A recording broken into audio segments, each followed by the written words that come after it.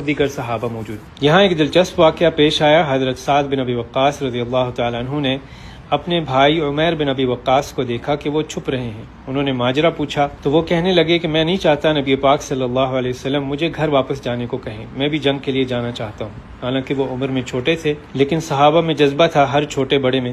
نبی پاک صلی اللہ علیہ وسلم نے ان کو دیکھ لیا، عمیر بن ابی وقاص کو واپس جانے کو کہا تو وہ زارو قطار رونا شروع ہو گئے۔ ان کا رونا دیکھ کر نبی پاک صلی اللہ علیہ وسلم نے ان کو جنگ میں جانے کی اجازت دے دی، اور سبحان اللہ بدر میں یہ جا کر شہید ہو گئے۔ اگر آپ بدر کے مقام پر جائیں، وہاں شہداء کے نام کی تختی لگی ہوئی ہے، سب سے پہلے سب سے اوپر ان کا نام آپ لکھا ہوا دیکھیں گے، عمیر بن ابی وقاص رضی اللہ تعالیٰ عنہ۔ اور اس جگہ مسجد السقیہ جہاں پر بنی ہے، نبی پاک صلی اللہ علیہ وسلم نے مدینہ اور اہل مدینہ کے لیے برکت اور محبت کی دعا کی ہے۔ پہلی دعا جو مانگی تھی، اے اللہ بے شک ابراہیم علیہ السلام تیرے بندے، تیرے خلیل اور تیرے نبی تھے، اور میں محمد صلی اللہ علیہ وسلم بھی تیرا بندہ اور تیرا نبی اور حبیب ہوں۔ ابراہیم علیہ السلام نے تجھ سے مکہ کے لیے دعا کی تھی، اور میں تجھ سے مدینہ کے لیے ویسے ہی دعا کرتا ہوں، بلکہ اس سے بھی زیادہ کی دعا کرتا ہوں۔ اور کچھ روایات میں ہے کہ آپ نے اس جگہ یہ دعا مانگی، اے اللہ ہمارے دلوں میں مدینہ کی محبت اس طرح ڈال دے جیسے ہمیں مکہ سے محبت ہے یا اس سے بھی زیادہ، اور ہمارے مد اور صاع میں برکت عطا فرما۔